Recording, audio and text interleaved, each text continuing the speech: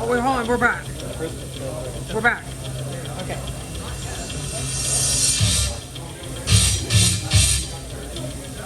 Back here at Buffalo Wild Wings on a Monday night as the Lumberjacks host the Demons of Northwestern State this coming Saturday.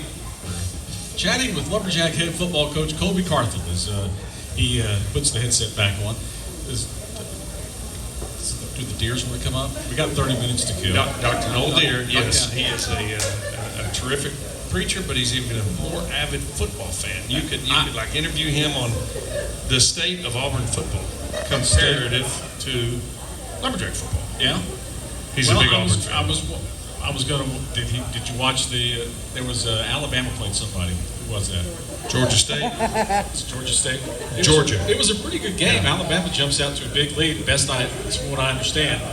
And then they just kind of had to hang on there at the end. College football's crazy. It is. That's why you got to play 60 minutes. And I heard it was a good one. I did not turn the TV on Saturday. It was fairly entertaining because because of what kind of what we do. You're kind of busy all day on Saturdays. I have a few things going on as well. I get to watch probably a little bit more, but I really like watching college football. Mm-hmm. And so a weekend off, go see grandchildren, watch them play baseball, take care of all that. But I'm thinking, oh man, we're going to get this all done. Alabama, Georgia, Saturday night. Here we go. And grandkids love pepperoni pizza. I can get by with it. You can cook that. There we go. Uh-huh. And before we get home, and it's 28 to nothing. Yep. And I'm thinking, what's going on here? But then I thought, so I'm flipping around on ESPN Plus. I'm watching Abilene Christian, Utah Tech. I'm watching Southeastern Louisiana. Watching other games, flipping back, and I flip back, and then it's 30-7, I guess, and thinking, well, and then it kind of started. Mm-hmm. And it was a good football game. Those are both of those teams are pretty good. It's college football. You saw Kentucky go in and beat Ole Miss. Yes. Top 6-7 team or whatever that was, and so that's why college football is so popular, because the ball is oblong. Baseball, basketball, volleyball, ball's round. A lot of times it bounces the way it's supposed to. Football, it can take some funny bounces. Momentum can get on a different sideline, and you never know what's going to happen.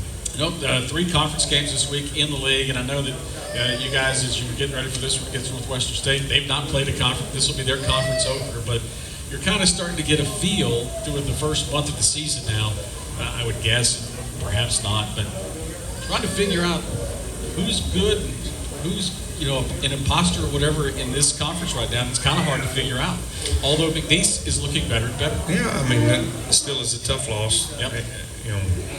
That one, that's coaching. The tough losses like that will live with you forever. And I can't tell you anything about many wins I've had here or at Commerce or WT, but I can talk about some rough losses. And that one got away from us, but they're sitting there at 4-2, went on the road and beat a Big Sky team, a good Weber State team, and so they're ranked in the top 20 now.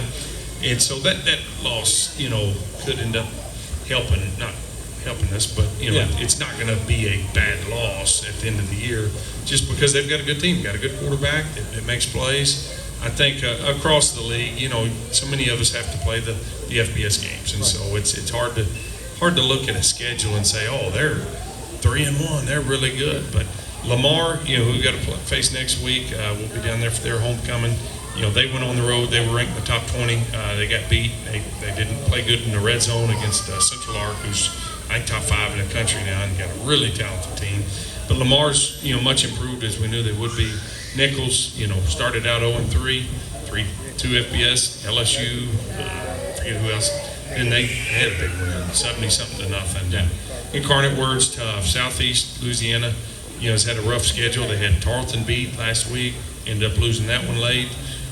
Commerce is struggling. Houston Christian had a big win. Yeah. They went on the road and I think beat Indiana State. So that'll be our homecoming opponent in a couple, 3 or 4 weeks. And so it's one of those. You better be on your A game every Saturday, or you're going to lose. And that's you better come ready to play. Yeah, and that is the big thing right now. And that's we talked a little bit about it this off week, this past week. The ability to perhaps get a few guys back, because that really was starting to become a growing concern. With, injuries start to kind of pile up, and everybody's going to get banged up playing 4 football games, but whenever you start losing guys for weeks at a time, it becomes increasingly more difficult.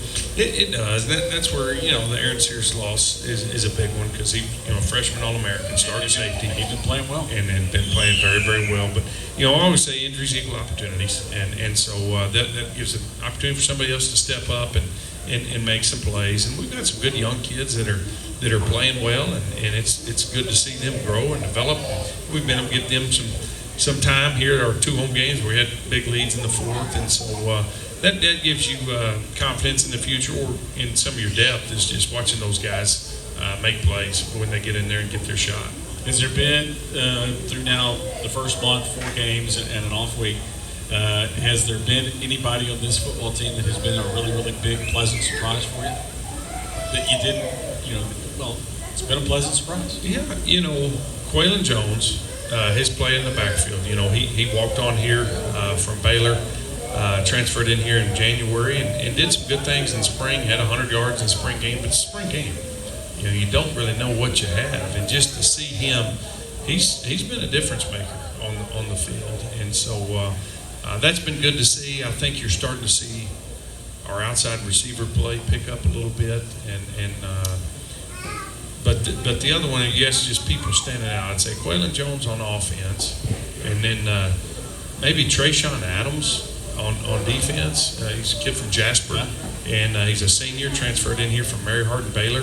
And that sucker's played a lot for us, and starting for us at safety, started at nickel at the start of the season, and man, he's making some plays. He's a joy to coach. He's a football player, and so that would be one. And then having Kai Thomas back. We've said his name a lot. Yes, and that was something that we missed last year. He graduated, went out in the real world, and decided, I ain't playing Division I college football is more fun than working.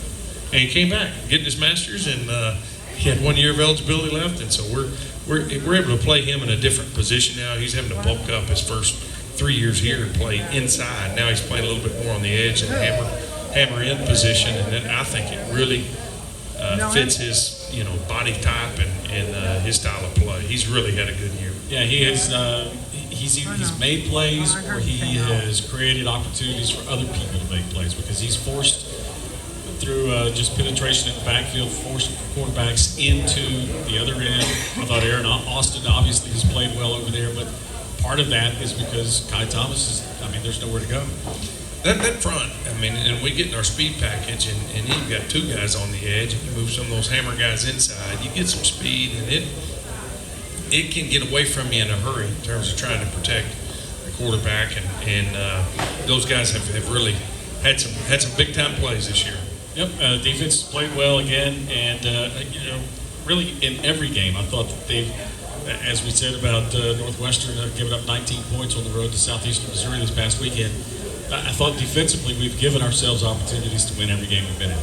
They have, and again, it's just explosives that get away from you. That you just want those back. You go back to the North Texas game where we gave up a post and a one-high defense. That just should not happen. And then some big plays against McNeese. One of being the Hail Mary, obviously, and then the explosive last week. So if we can just continue to dial down and make improvements, which I think they have. I think our staff has done a great job defensively, Coach Moots, and they put in some hours. But if we can continue to knock off a few of those explosives, you can look up and have a pretty salty unit. Yep, so as we get into the meat of it now, so 7 straight or 8 more football games left on this schedule without a break. So it's going to be, we're a third of the way through. It'll be a grind getting through October and into November. But you look up, we're already playing Game 5. It's true. And so it seems like we just started. I think it's all about your, approach to it. Some people, the season lasts forever. Some goes by in a blink. But I promise you, those seniors, it's going by in a hurry. Yeah. And it does every year. And you know it as a coach, and you try to tell those guys, you better enjoy, because it's the practices that you remember the most. We do a thing called, Family Fridays. We, with our week, we pour into them. Do Real Men Monday, Motivation Monday. You try to pour into them just their mindset, and it's Testimony Tuesday, Why Wednesday, Thankful Thursday, and then Family Fridays. And those Family Fridays, we try to get all the football done early in the morning, and then bring them back in the evening, and we just spend an hour playing games, playing cards, playing Uno, playing dominoes, and then we catering food for our Friday night meal, eat together, break bread together, do some ice cream and cookies. And our strength coach, he doesn't like that, but you know what? It's good to be happy, and eating ice cream makes you happy. And so Those strength guys, and they've always been, they're anti-ice cream. and they're all muscled up. They look terrible. Yeah. You and I look like we enjoy life a lot more than they do. I don't know what it is, and nothing. The reason I'm wearing a cap that some people are follically challenged, and it appears. Or some people coach college football. I've never seen. Or some people preach. I've never seen a strength coach with a full head of hair. That's right. They're always, and they're bald-headed and about 6 feet wide and 4 feet tall.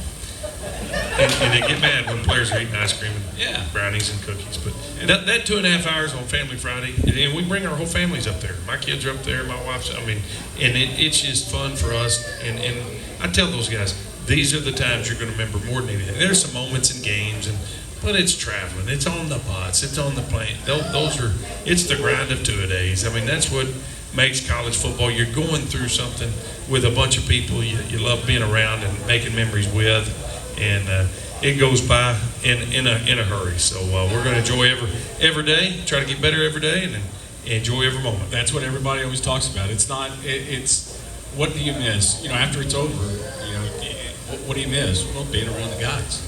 That's what you miss. And I tell this to players all the time.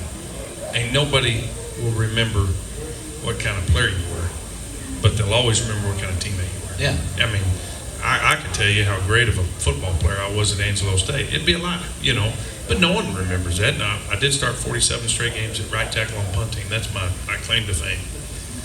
But people will always remember how you treated them, and it's the same way. You've been in athletics for a long time. Yeah. There's been a lot of coaches come and go, football and all sports, and you've dealt with all of them. Probably, I would guess, 500 individuals through your time.